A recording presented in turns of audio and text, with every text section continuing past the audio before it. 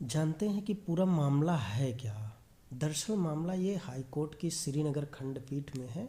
वहाँ एक divorce petition थी। डाइवोर्स पिटिशन में जब एक महिला वकील वहाँ पेश होने गई तो वो नकाब के साथ खंडपीठ थी, 2 जजों की बेंच। तो उसमें नकाब के साथ पेश हुई। जस्टिस मोझा खजूरिया और जस्टिस राहुल भारती की डिवीज़न बेंच थी।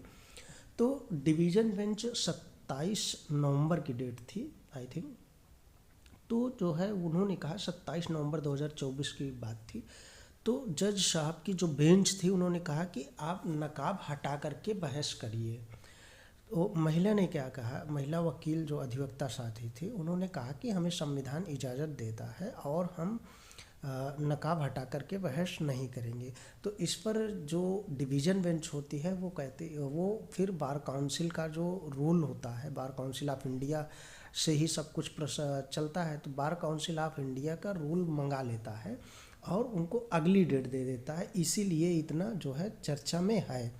बार काउंसिल ऑफ इंडिया का रूल क्या कहता है महिला वकीलों के लिए निर्धारित ड्रेस, वो है कि वो पहले से डिसाइडेड है। 1861 में जब bar council of India act जो बना है तो उसमें पहले से ही डिसाइडेड है, सारी चीज़ें डिसाइडेड है।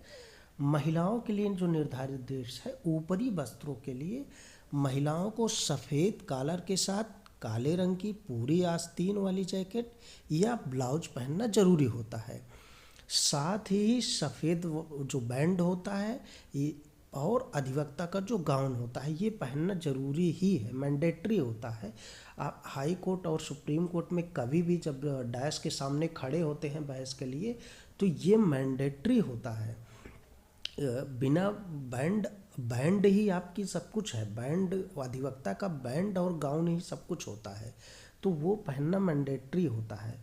वैकल्पिक रूप में क्या कर सकती हैं महिलाएं कि वैकल्पिक रूप में सफ़ेद ब्लाउज कॉलर के साथ या बिना कॉलर के, सफ़ेद बैंड, बैंड तो रहेगा ही, बैंड को आप नहीं हटा सकते क्योंकि वकील जो भी अधिवक्ता या वकील होते हैं उनका जो आत्मा होती है वो बैंड ही है। आप जो है सब कुछ मान के चलिए कि एक वकील का बैंड होता है और काले रंग का खुले कोट के साथ अनुमति है। काले रंग का कोट पहन करके भी बहस कर सकते हैं लेकिन बैंड होना चाहिए। ऊपरी निचले परिधानों के लिए क्या है कि महिलाएं सफ़ेद या काले या किसी भी हल्की रंग की साड़ी या लंबी स्कर्ट चुन सकती हैं, बशर्ते कि वो प्रिंट या डिजाइन के बिना हो। प्रिंट या डिजाइन नहीं होना चाहिए, बाकी का सफ़ेद काली साड़ी पहन करके जा सकते हैं।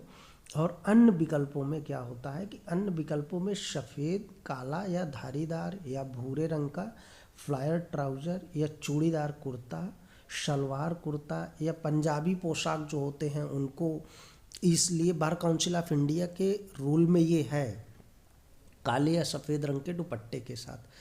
तो देखिए जब हम क्या होता है कि जब हम किसी इंस्टीट्यूशन से जुड़ते हैं तो उसके रूल के अकॉर्डिंग ही हमें चलना पड़ता है। और बार काउंसिल ऑफ इंडिया का स्पष्ट निर्देश है ड्रेसों के बारे में। अब जो है कि ये ड्रेस कोड होना ही चाहिए। और हम स्वतंत्र होते हैं, हर कोई भी स्वतंत्र होता है कुछ भी पहनने या कुछ भी उस अपनी मान्यताओं या परंपराओं को निर्वहन करने के लिए या एकदम आज़ाद रहने के लिए। लेकिन जब किसी इंस्टीट्यूशन के साथ जुड़ते हैं तो इंस्टीट्यूशन का रूल होता है और उसे सबको मानना पड़ता है, किसी इंडिविजुअल के लिए नहीं। तो यही मैटर था जिस पर इतना है।